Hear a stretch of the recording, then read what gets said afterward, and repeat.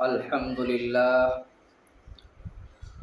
للہ رب العالمین والصلاة والسلام علی رسولہ المصطفى اما بعد فاعوذ باللہ من الشیطان الرجیم بسم اللہ الرحمن الرحیم قال اللہ تبارک وتعالی فی القرآن الکریم لقد کان لکم فی رسول اللہ اسوۃ حسنہ او کما قال علیہ الصلاۃ والسلام۔ محترم ناظرین کرام، قرآن کریم کی اس آیت میں اللہ رب العالمین نے ارشاد فرمایا کہ محمد صلی اللہ علیہ وسلم کی زندگی پوری امت کے لیے آئیڈیل اور نمونہ ہے۔ جو شخص اس دنیا میں ہے، جس شخص کو اللہ رب العالمین نے اس دنیا کے اندر بھیجا ہے، اگر وہ چاہتا ہے کہ وہ دونوں جہان میں کامیاب ہو جائے تو اس کو سب سے پہلے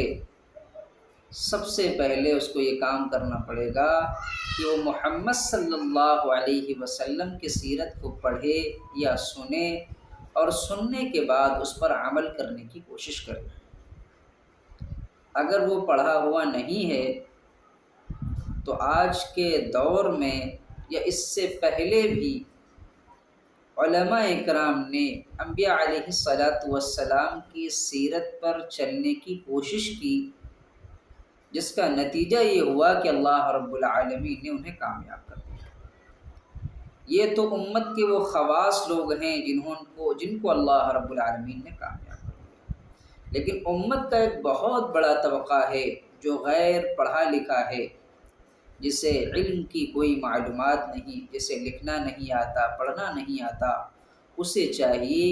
کہ وہ اپنے قریب کے اس علماء سے چمٹ جائے جو علماء سیرت کے مطابق اپنی زندگی گزار رہا ہو، جس کی زندگی تقوی کے مطابق چل رہی ہو، جو اللہ کے احکام پر 100% عمل کرنے کی کوشش کرتا ہے۔ اور یہ اللہ رب العالمین کا دستور اور قانون رہا ہے کہ ہر زمانے میں اللہ رب العالمین ایسے علماء پیدا کرتا رہے گا جو امت کو صحیح رخ پر لے کر چلتے رہیں گے۔ الحمدللہ ثم الحمدللہ، آج ایسے علماء دنیا کے ہر گوشے میں موجود ہیں۔ امت کو چاہیے کہ امت ان کی نقل کرنا گویا محمد صلی اللہ علیہ وسلم کی نقل کرنا ہے۔ اس سے بڑی بات یہ ہے کہ علماء سے معلوم کر کے ایک ایک بات پوچھ کر اس پر عمل کرنے کی کوشش کی جائے کہ حضور اکرم صلی اللہ علیہ وسلم نے کس طریقے سے زندگی گزاری، محمد صلی اللہ علیہ وسلم کا کیا طرز عمل اپنی والدین کے ساتھ تھا، یا محمد صلی اللہ علیہ وسلم نے اپنے والدین کے سلسلے میں کیا پیغامات امت کو دیے، محمد صلی اللہ علیہ وسلم نے کیا پیغامات اپنی بہن کے سلسلے میں دیے ہیں، محمد صلی اللہ علیہ وسلم نے کیا پیغامات امت کی ماؤں کے لیے دیے ہیں، امت کی بہنوں کے لیے دیے ہیں، اور محمد صلی اللہ علیہ وسلم نے کیا پیغامات امت کے باپوں کے لیے دیے ہیں۔ اگر امت کے افراد اس بات کو معلوم کرنے کی کوشش کریں گے تو ضرور ایسے لوگ ان کو یعنی علماء بتائیں گے، اور وہ ان کے بتائے ہوئے طریقے پر چلیں گے تو انشاءاللہ کامیاب ہو جائیں گے۔ اس طریقے سے محمد صلی اللہ علیہ وسلم نے والدین کے سلسلے میں فرمایا کہ والدین یعنی ماں کے قدموں کے نیچے جنت ہے، یعنی جو شخص جنت کا طلبگار ہے اور چاہتا ہے کہ وہ جنت میں چلا جائے تو اس کو اپنے والدین کی خدمت کرنی پڑے گی، والدین کی ہاں میں ہاں ملانی پڑے گی، والدین کو اف تک نہیں کہنا پڑے گا، والدین کی باتوں کو توجہ سے سننا ہوگا، والدین کی باتوں کی اطاعت کرنی ہوگی، ان کی فرما برداری کرنی ہوگی۔ جو بچہ یا جو شخص، جو افراد جنت کا طالب ہو، وہ اپنے والدین کے قدموں سے چمٹ جائے، اللہ اسے جنت تک پہنچا دیں گے۔ جو اپنے باپ کے کیا حقوق ہیں، باپ کو جنت کا دروازہ بتلایا گیا، باپ کا وہ مقام بتلایا گیا کہ باپ اس دنیا میں سب سے بڑی ہستی ہے اپنے بچوں کے لیے، کہ وہ ایک لمحے کے لیے بھی کوئی باپ نہیں چاہتا کہ اس کا بیٹا شکست کھا جائے۔ ہاں محمد صلی اللہ علیہ وسلم کی زندگی میرے بھائیوں پوری امت کے لیے آئیڈیل اور نمونہ ہے۔ جو شخص چاہتا ہے کہ کامیاب ہو جائے اسے محمد صلی اللہ علیہ وسلم کے طریقے کو اپنانا پڑے گا۔ یاد رکھیے، جو شخص اس دنیا میں مشہور ہونا چاہتا ہے، معروف ہونا چاہتا ہے، اور وہ جگہ جگہوں پر اپنے پوسٹر لگواتا ہے، اشتہارات لگواتا ہے کہ لوگ اسے جان جائیں، یقین مانیے وہ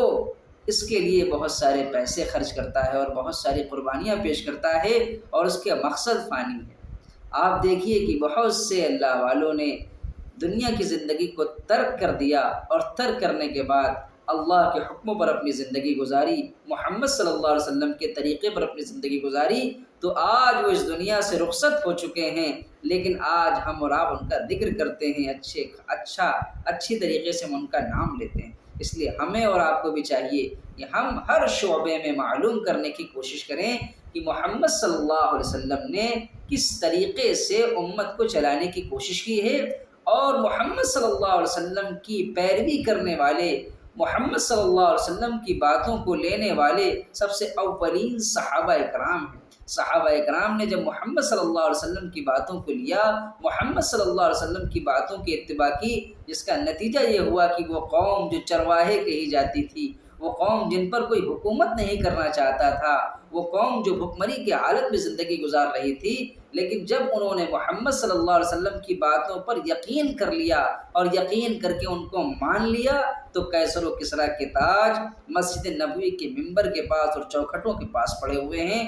وہ ساری دنیا کے امام بن گئے، اور تا قیامت تک ان کا نام لیا گیا۔ قرآن نے ان کے لیے الفاظ استعمال لیے، اولئک هم المفلحون، اولئک هم الفائزون، اولئک هم الراشدون۔ امت بھی اگر محمد صلی اللہ علیہ وسلم کے طریقے پر چلے گی تو امت بھی کامیاب ہو جائے گی۔ اس کے علاوہ کوئی راستہ نہیں ہے، اس کے علاوہ کوئی چارہ نہیں ہے کہ امت کامیاب ہو جائے۔ اگر امت کامیاب ہونا چاہتی ہے تو محمد صلی اللہ علیہ وسلم کی سنتوں پر عمل کرنے کی کوشش کرے۔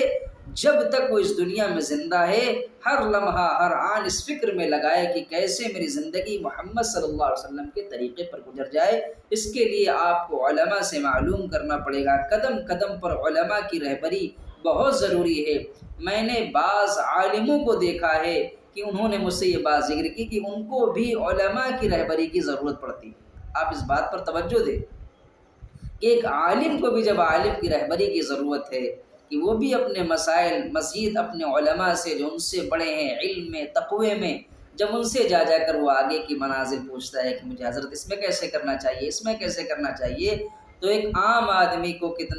کتنی ضرورت ہے کہ وہ اپنے علاقے کے کسی عالم سے جڑ جائے اور اس سے ہر بات پوچھ کر اپنی زندگی کو گزارے۔ اللہ رب العالمین سے دعا ہے کہ اللہ رب العالمین ہمیں محمد صلی اللہ علیہ وسلم کی سیرت کے مطابق زندگی گزارنے کی توفیق عطا فرمائے۔ وآخر الدعوانا ان الحمد للہ رب العالمین۔